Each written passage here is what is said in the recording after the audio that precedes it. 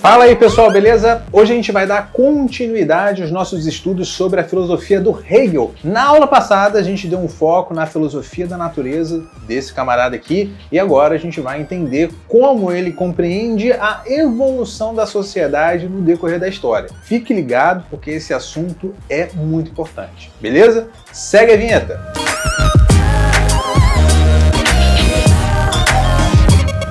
Bom pessoal, é o seguinte... quando a gente fala de Hegel, uma coisa que tem que ficar muito clara para vocês é o seguinte, é que ele é um filósofo historicista. Ou seja, você precisa entender, pelo menos mais ou menos, o que é isso, historicismo. Olha só que interessante.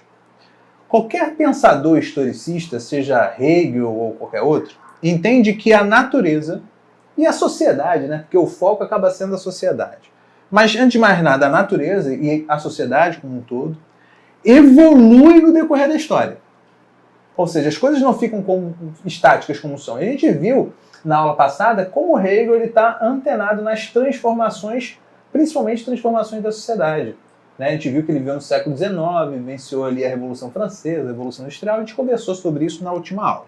E olha só, o Hegel ele percebe que no decorrer da história a natureza está em constante evolução, mas sendo orientada, e a gente viu também na aula passada, por um espírito absoluto.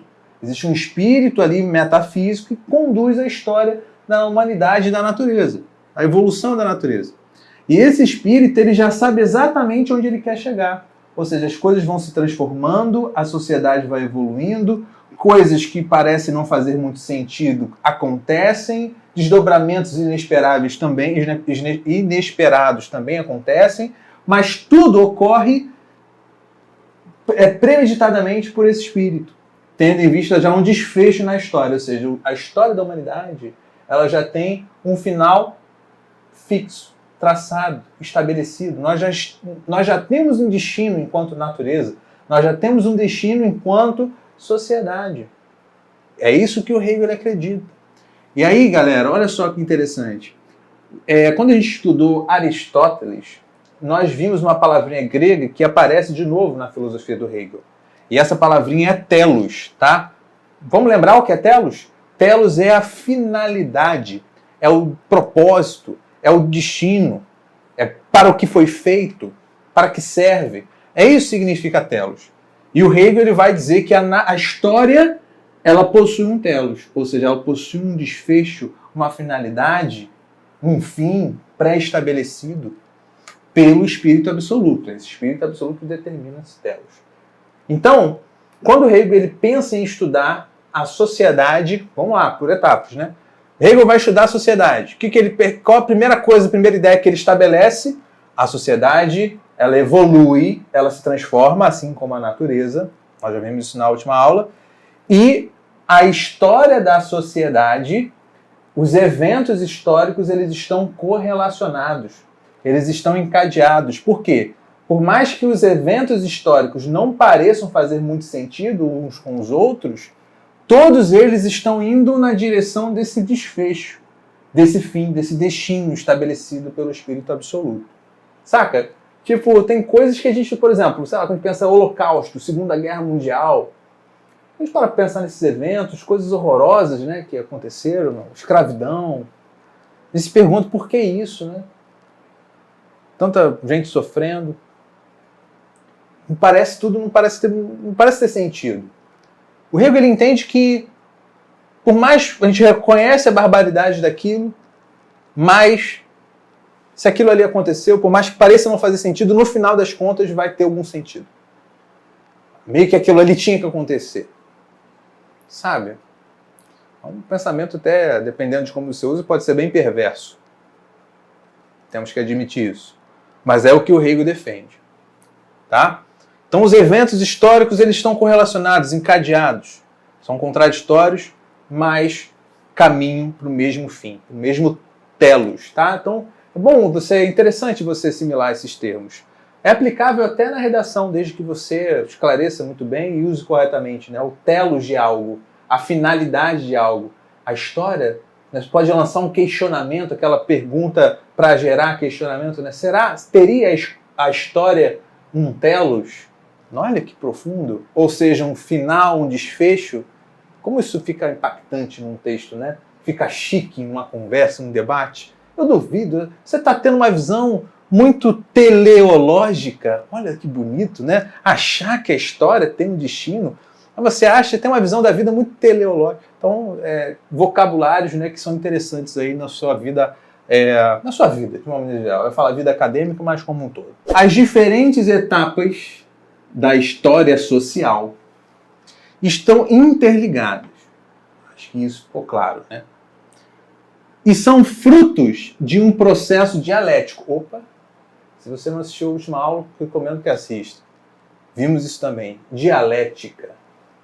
Vamos lembrar, dialética são coisas contrárias, mas que se relacionam. Por exemplo, água e óleo são coisas contrárias. Mas, quando você admite a dialética, você entende que essas coisas contrárias, elas podem se relacionar e se interagir de alguma maneira.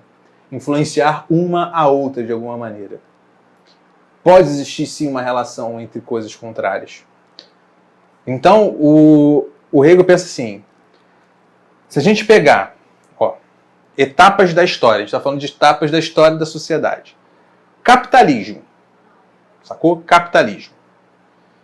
Essa etapa é completamente diferente, capitalismo liberal, do feudalismo, antigo regime, saca? Etapas diferentes. Liberalismo é uma coisa, antigo regime é outra, absolutismo, coisas diferentes, contrárias, momentos distintos.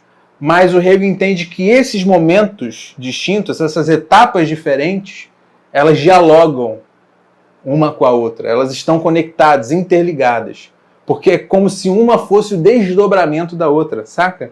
São fases, momentos da história diferentes, mas uma etapa é desdobramento da outra etapa.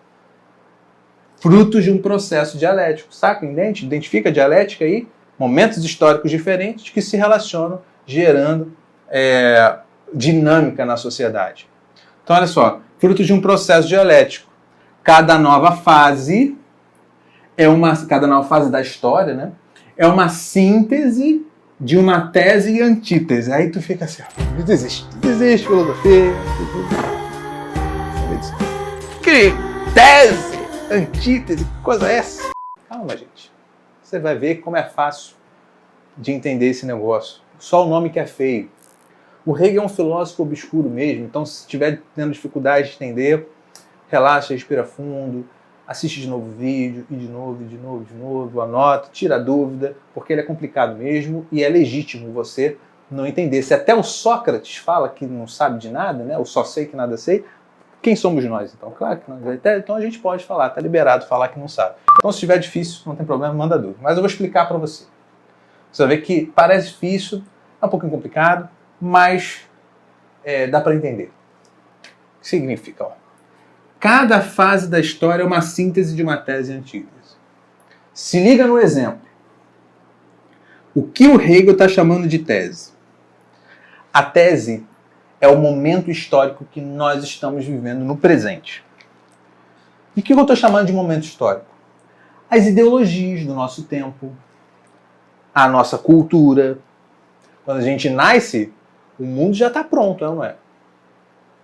O mundo já está aí, está pronto. Então é a cultura, a ideologia, os comportamentos, os hábitos da sociedade. O espírito de época, sabe? O pensamento do nosso momento histórico. Comportamentos. É a tese. Nós, indivíduos, então olha só. Tese, sociedade, que está fora de mim, generalidade. Antítese, indivíduo. Nós, indivíduos, temos nossas próprias ideias. Nós, indivíduos, temos a nossa própria percepção de mundo. Olha só a influência do Kant em alguma medida, né? Nós temos nossa própria percepção de mundo. Temos nossa própria vontade, também influência do Kant. Temos nossa própria vontade. Temos nosso próprio pensamento, nossas próprias convicções, nossas próprias ideias. Quando a gente vem para o mundo, você concorda com tudo que a sociedade acredita e defende? Se você for uma pessoa normal, não. Claro que não. Você pode ser o mais conservador possível, mas sempre vai ter alguma coisa que te incomoda, que você vai querer mudar, você vai querer transformar. Entende? Sempre vai ter alguma coisa que te incomoda. Então, se tem algo que você nega, sabe? Algo que você discorda é algo que você nega. Então, por exemplo, vivemos numa sociedade machista. Se você diz não ao machismo, ou então se você diz não ao racismo, se você diz não à desigualdade, você se coloca na posição de negação. Estou negando isso. Então você é a antítese do seu tempo. Saca? Agora está ficando claro na cabeça? O momento histórico é a tese. Você é a antítese. É a oposição. Dialética. Relação de contrários. Tese e antítese. Momento histórico. Você. O indivíduo se relaciona dialeticamente com o momento histórico que ele vive. E aí, qual é a consequência disso? Você liga a televisão, abre aí os noticiários, você vai ver movimentos sociais, manifestação, greve, protestos. Consequência dessa relação dialética. Indivíduos que negam a sociedade que vivem. Quando você vê, vamos pensar, por mais que você discorde de uma manifestação ou outra, você não pode negar que as manifestações de cunho político e social, elas causam impacto na sociedade, não tem como negar isso. Toda manifestação política, ela causa algum impacto na sociedade. Então, qual é a consequência? Com o passar do tempo, essas manifestações políticas, essas tentativas da antítese de transformar a realidade, elas acabam realmente transformando a realidade. Mas toda a realidade transformada não é transformada 100%. Algo de antigo permanece, junto com algo de novo. Então, tese e antítese, nessa relação dialética, acabam gerando um filho, ou uma filha, chamada de síntese. Então, aquilo que é a síntese é o quê? Síntese nada mais é do que uma nova fase na história. Então, a síntese é uma nova fase na história, que é o resultado de um momento anterior da história que foi transformado por pessoas que discordavam daquele momento, daquela cultura, daquele pensamento, daquela estrutura social.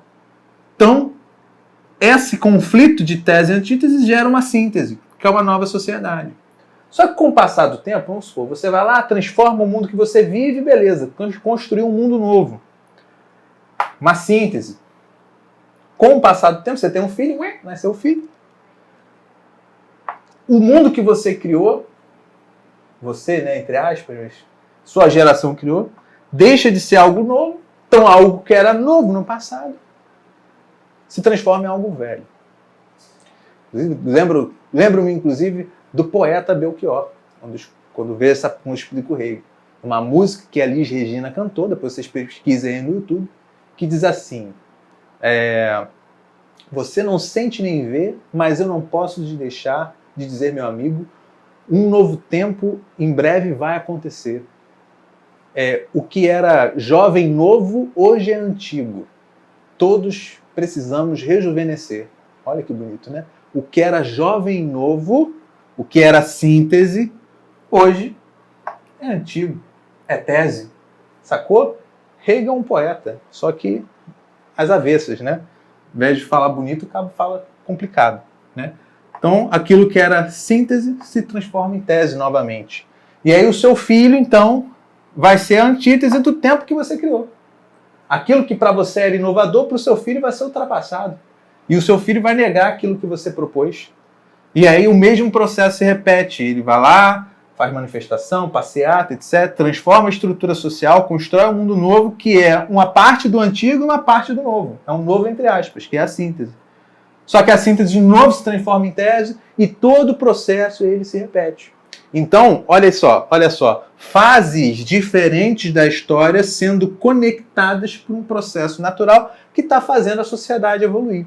E o Hegel, então, ele percebe o seguinte, que o final da história é óbvio. É óbvio. O Hegel ele olha para a Revolução Francesa, Revolução Industrial, o movimento liberal, até mesmo o próprio romantismo. E o Hegel percebe o seguinte, cara.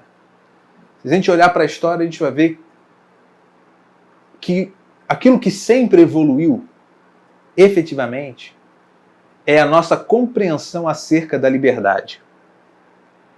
A compreensão que os gregos tinham sobre a liberdade era bem mais avançada do que os gregos mais antigos do que os antigos, sabe? Os arcaicos.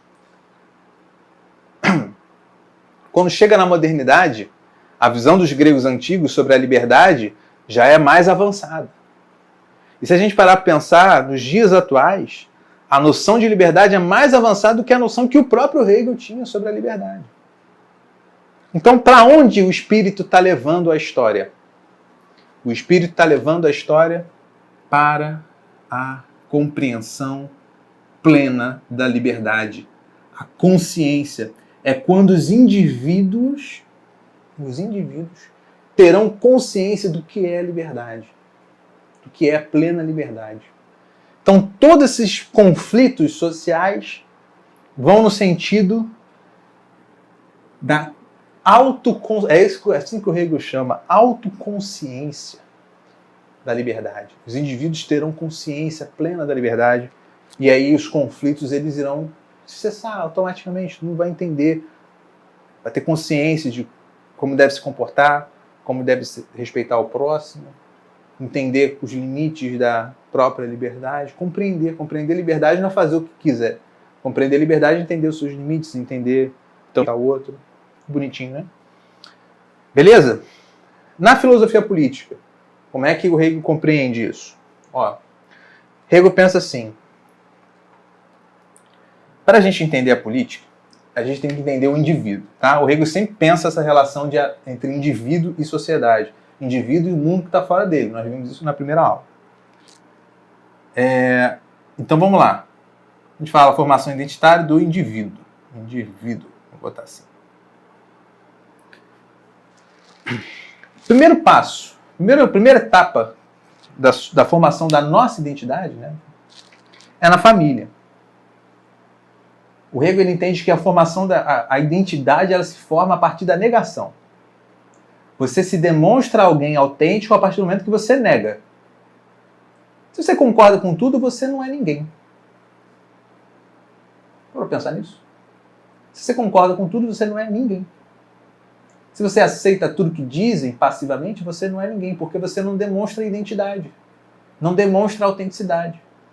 Agora, quando você diz não, você está dizendo para o mundo quem você é. O mundo é assim, mas eu não acho certo. Eu não quero isso. Eu. Tanto é que, quando fala você perguntar quem é você, geralmente você vai falar aquilo que você faz, mas aquilo que você gosta de fazer, seus hobbies, o que você pensa. Que é a negação, e é isso que te torna único, né?